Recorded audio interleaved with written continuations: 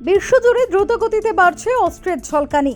এক দেশ অপর পরাশক্তিকে টেক্কা দিয়ে অস্ত্রাগারে যোগ করছে নতুন নতুন প্রযুক্তি। সেখানে বিশ্বের অন্যতম পরাশক্তি হয়েও সামরিক ক্ষমতায় তেমন কোনো অগ্রগতি নেই যুক্তরাজ্যের। সশস্ত্র বাহিনীর সক্ষমতা, মজুদের ঘাটতি, নিয়োগ সংকটের কারণে যুক্তরাজ্যের সর্বাত্মক যুদ্ধের ক্ষমতা ক্ষতিগ্রস্ত হবে। এক বিবৃতিতে এমনটাই জানিয়েছেন ব্রিটেনের সংসদের প্রতিরক্ষা কমিটি। বিবৃতিতে বলা হয়, 2010 সাল থেকে সশস্ত্র বাহিনীর ফাঁপা করে ফেলা যুক্তরাজ্যের যুদ্ধের ক্ষমতাকে ক্ষুণ্ণ করেছে এবং সেই সাথে সেনাবাহিনী প্রথম 2 মাস পরে মুখোমুখি যুদ্ধে তাদের সক্ষমতা নিঃশেষ করে দেবে। প্রতিটি দেশেরই প্রতিরক্ষা শক্তিতে একটা গোপনীয়তা থাকে, কিন্তু কয়েক বছর আগে যুক্তরাজ্যের বিমান বাহিনীর দুর্বলতা বিষয়ে অনুসন্ধান করে একটি তথ্য প্রকাশ করেছিল দেশটিরই একটি সংবাদপত্র। সেখানে বলা হয়েছিল যুক্তরাজ্যের আকাশপথের সক্ষমতা কমে গেছে, অনেকগুলি ফাইটার জেটে 3 ভাগের 1 ভাগ অচল হয়ে গিয়েছে।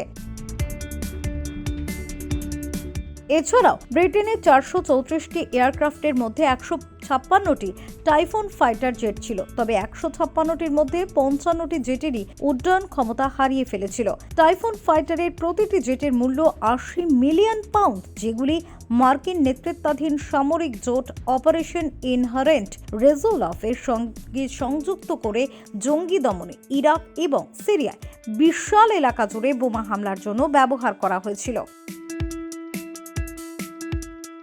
দেশটির রক্ষণশীলতার এই জায়গাটিতে হ্রাস দেখা দেওয়ায় প্রতিরক্ষার উপর মারাত্মক একটি প্রভাব পড়েছে তখন থেকেই। সেই সাথে যুক্তরাজ্যের সামরিক বাহিনীর সক্ষমতাও তখন থেকেই অব্যাহতভাবে হ্রাস পাচ্ছিল। ব্রিটেনের প্রতিরক্ষা কমিটির চেয়ারপারসন জেরেমি কুইন বলেছেন, সামরিক বাহিনী উচ্চ তীব্র যুদ্ধের লড়াইয়ে পর্যাপ্ত প্রশিক্ষণ এবং সংস্থান দিতে অক্ষম। তাদের মতে সর্বাত্মক এবং দীর্ঘায়িত যুদ্ধের জন্য দেশটির সেনাবাহিনীর আরও অধিক মনোযোগ প্রয়োজন। জেরেমি কুইন আরও বলেন, অপারেশনের উচ্চ গতি এবং আমাদের পরিষেবাগুলিতে নিরবচ্ছিন্ন চাপ ধারণ ক্ষমতা হ্রাস, কম নিয়োগের সময়কাল, সক্ষমতা প্রবর্তন এবং রক্ষণাবেক্ষণে অসুবিধার কারণে একটি দুষ্ট চক্র তৈরি হয়েছে। প্যানেলের মতে কর্মীদের ওপর নিরবচ্ছিন্ন চাপ নিয়োগের সংকটকে আরও বাড়িয়ে দিয়েছে, যার ফলে যোগদানের চেয়ে বেশি লোক সশস্ত্র বাহিনী ত্যাগ করেছে। কমিটির প্রতিবেদনে আরও বলা হয়েছে যে সামরিক বাহিনীকে আমাদের কাছে থাকা সংস্থানগুলি সম্পর্কে কৌশলগত হতে হবে, কিভাবে সরঞ্জামগুলি মজুত রাখা যায়, পুনরায় ব্যবহার করা যায় এবং নষ্ট যেন না হয় তা নিশ্চিত করতে হবে। উচ্চতর ভূ রাজনৈতিক অস্থিতিশীলতার সময় আমাদের প্রতিপক্ষের প্রতি কার্যকর প্রতিরোধের জন্য প্রস্তুতি অপরিহার্য।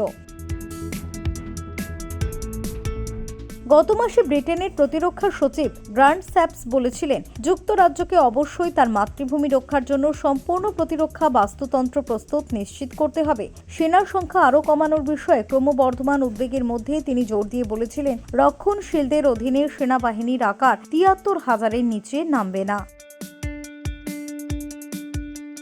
ব্যুরো রিপোর্ট, নবীন নিউজ।